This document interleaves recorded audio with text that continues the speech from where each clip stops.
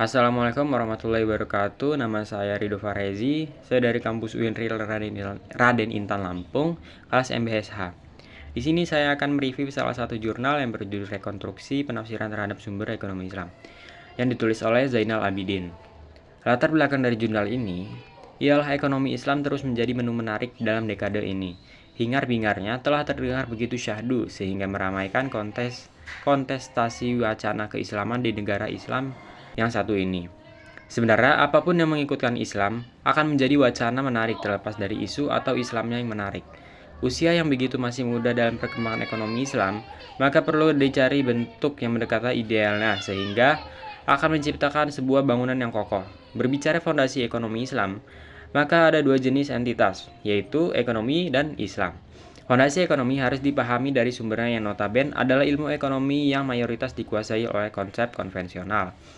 Ekonomi konvensional bukan sesuatu yang tabu, jelek, namun perlu diselaraskan dengan konsep yang diyakini.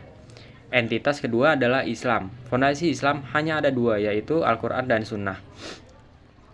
Tujuan dari jurnal ini ialah menganalisis perbedaan yang terkandung di dalam berbagai redaksi yang mirip, baik perbedaan tersebut mengenai konotasi ayat maupun redaksinya seperti di dalam menggunakan kata dan penempatannya dalam satu ayat.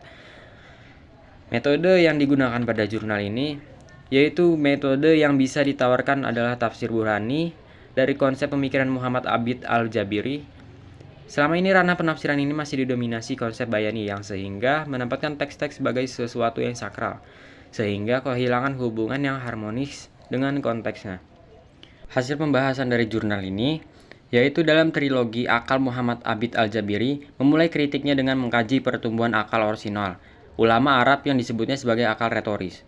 Akal ini yang dipresentasikan oleh bahasa Arab, usul fikih dan ilmu kalam adalah produk kejeniusan orang Arab yang sayangnya tidak bisa berkembang lagi karena sudah mencapai titik klimaks kematangannya, era kodifikasi. Dalam ranah ini, penulis hanya menyinggung akal yang bayani dan burhani saja sebagai sebuah metode menafsirkan Al-Quran, sehingga diistilahkan tafsir bayani dan tafsir burhani, yaitu tafsir yang berdasarkan metode berpikir bayani dan burhani. Model pemikiran bayani sudah lama dipergunakan oleh para fuqaha, mutakalimun, dan usuliyun. Akal bayani bertujuan untuk memahami atau menganalisis teks guna mempertemukan atau mendapatkan makna yang dikandung dalam lafaz.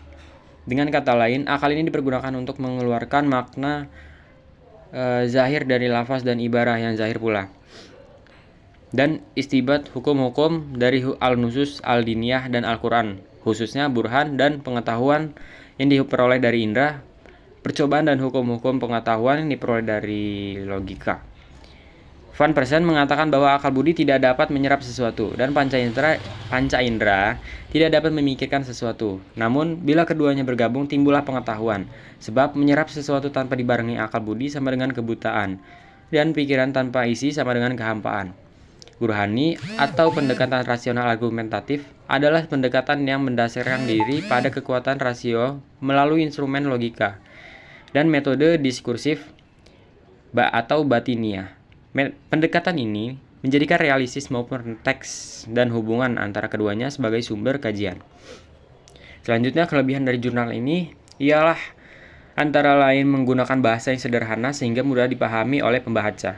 Kekurangannya yaitu jurnal ini belum menceritakan secara lebih detail lagi tentang proses penelitian serta metode apa yang digunakan. Kesimpulan dari jurnal ini yaitu bahwa tafsir bayani yang biasa dikenal oleh kita yang menjadi rujukan dalam ekonomi Islam dalam bentuk yang holistik seperti metode makaronah harus diimbangi dengan metode burhani yang memungkinkan akan melahirkan sebuah penafsiran yang mempunyai nuansa yang baru.